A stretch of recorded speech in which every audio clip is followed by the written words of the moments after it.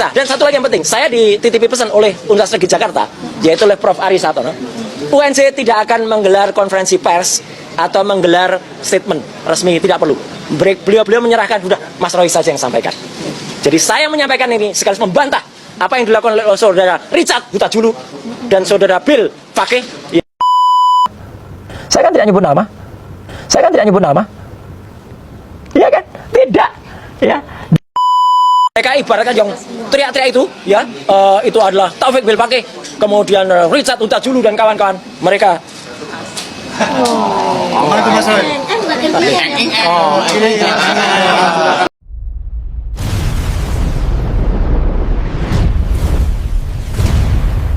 Jumpa lagi di channel Klakson 98, semakin ditindis semakin berbunyi. Oke, pada kesempatan ini kita akan mereaksi bagaimana kemudian ketidaksopanan Roy Suryo yang kembali menghina Bang Bill. Yaitu kita ketahui Bang Bill ini sebagai ketua harian YouTuber Nusantara. Saya kira tidak patut dan tidak pantas melontarkan kata-kata yang menghina, bahkan sampai menyamakan seseorang dengan nama binatang. Kita simak video berikut ini. Lakukan Mas Roy kan? Yang menghina dirinya. Menghina apanya dirinya? Ya, coba dilihat siapa yang terhina. Kalau memang dia merasa seperti gambar di kaos saya, udah dia merasa sendiri kan. Saya kan tidak nyebut nama. Iya kan? Tidak. Ya. Mereka ibaratkan yang teriak-teriak itu, ya, itu adalah Taufik Bill Fakih, kemudian Richard Huta-Julu dan kawan-kawan mereka.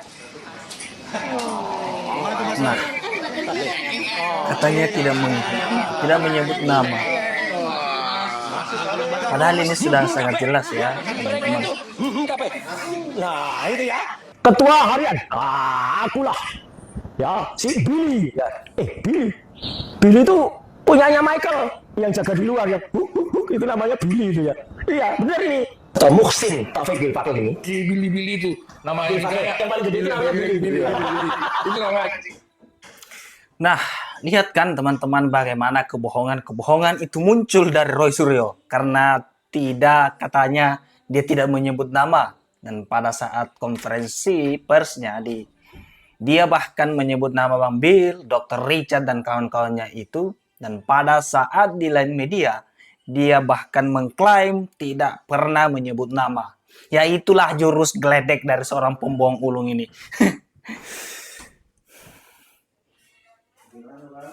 Anjing saya dapat si Billy. Itu nama anjing saya dapat si Billy.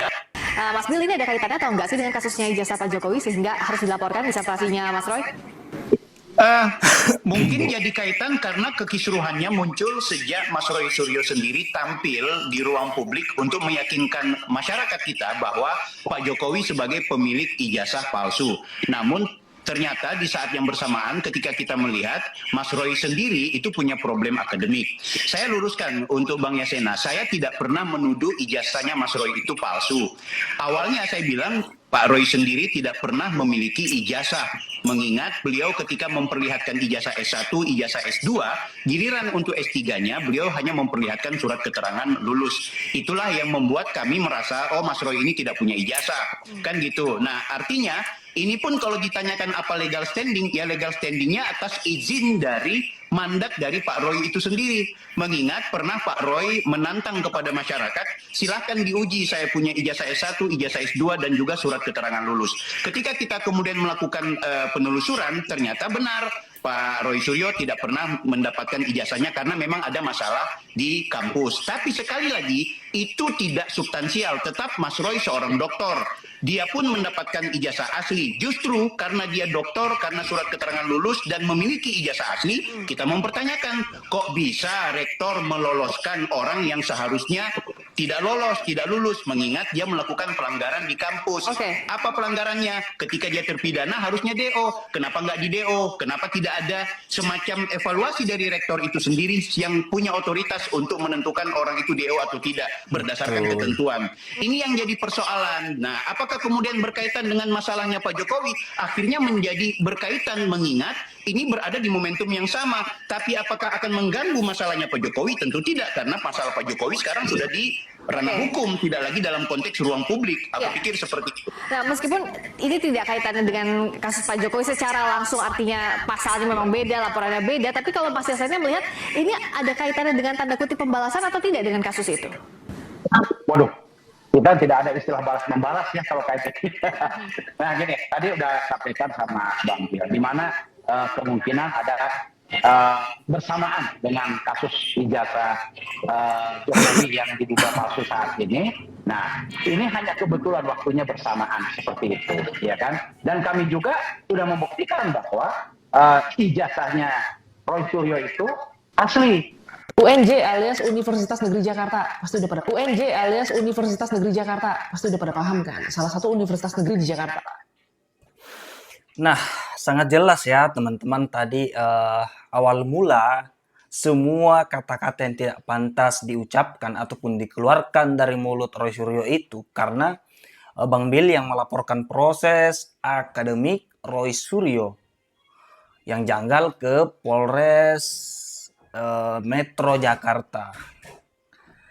Itu bahkan Roy sendiri yang meminta dan bahkan menantang publik untuk diuji keaslian ataupun keabsahan dari ijazahnya. Nah, sekarang malah cute, kicep, dan bahkan ketakutan. Mana sikap keberaniannya Mas Roy?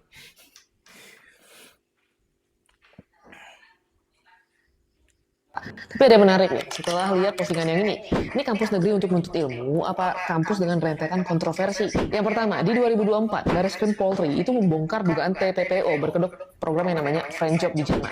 Ini ada 93 mahasiswa daripada UNJ yang ikut di dalam program itu. Dari apa yang disampaikan pihak kepolisian, ada dugaan eksploitasi sampai penipuan. Kenapa? Karena dari program yang dijanjikan kepada mahasiswa, yang mana janjinya mahasiswa itu bakal magang sesuai bidangnya. Justru mahasiswa yang ikut program tersebut, itu malah dipekerjakan jadi buruh kasar. Pertanyaannya, kita sebagai masyarakat juga harus kritis sedikit ya. Ini yang lolosin programnya siapa? Gimana proses verifikasinya? Ini yang tanggung jawab siapa ketika ada mahasiswa yang malah jadi korban? Ya, rektornya mana rektornya? Ngomongin rektornya UNJ, ini kok agak red flag ya. Rektor UNJ yang namanya Komarudin itu ternyata juga pernah jadi sorotan OTT KPK. Ini memang bukan satu kasus yang sama, tapi satu kampus yang sama, di mana pimpinan kampusnya sama-sama terseret namanya ke ruang publik. Wajar nih seharusnya kalau misalnya publik itu memunculkan pertanyaan. Ini institusi pendidikan yang harusnya jadi contoh integritas kok malah muncul terus-terusan di dalam kontroversi ya. Dan kalau kita bicara masalah UNJ, nggak lengkap kalau nggak ngomongin yang namanya Ubedillah Badrun. Nih akademisi yang terkenal banget, vokal kritik pejabat, ngomongin etika, demokrasi, sampai masalah korupsi.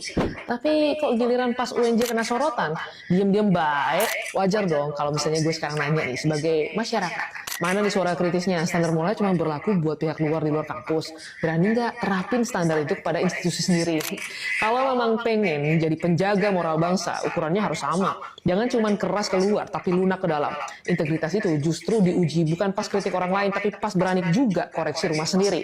Apalagi nih, kalau misalnya kita ngomongin masalah demokrasi, tapi kerjaannya ngumpulin dan doktrin mahasiswa untuk rusuh karena nggak terima hasil demokrasi. Nah, dan satu lagi yang penting, saya dititipi pesan oleh Universitas Negeri Jakarta, yaitu oleh Prof. Ari Satono. UNJ tidak akan menggelar konferensi pers atau menggelar statement resmi, tidak perlu. Beliau menyerahkan, udah Mas Roy saja yang sampaikan. Jadi saya menyampaikan ini sekaligus membantah apa yang dilakukan oleh saudara Richard Huta-Julu dan saudara Bill Fakih. Bukan nanti izin saya sampaikan anunya. Karena nggak mungkin dari UNJ yang membuat press conference itu enggak ya, Prof ya. Kalau soal itu. Malah sebaiknya nggak usah aja, Bro. Daripada nanti malah diseret-seret. Ya, saya aja nanti. Jadi izin yang namanya. Oke, satu yang perlu kita garis bawahi teman-teman, bahwa ketika seseorang mempertanyakan keaslian ataupun keabsahan ijazah seseorang itu tentu harus siap menanggung segala konsekuensi hukumnya. Dan sekarang ketika ijazah Roy Suryo itu sendiri yang dipertanyakan tentang bagaimana kemudian seseorang yang terpidana pada saat itu bisa diluluskan merujuk pada peraturan kampus itu sendiri yang seharusnya kan status mahasiswa S3-nya Roy Suryo itu gugur. Tetapi kita tidak pernah melihat, kita tidak pernah mendengar pernyataan resmi dari pihak kampus UNJ itu sendiri.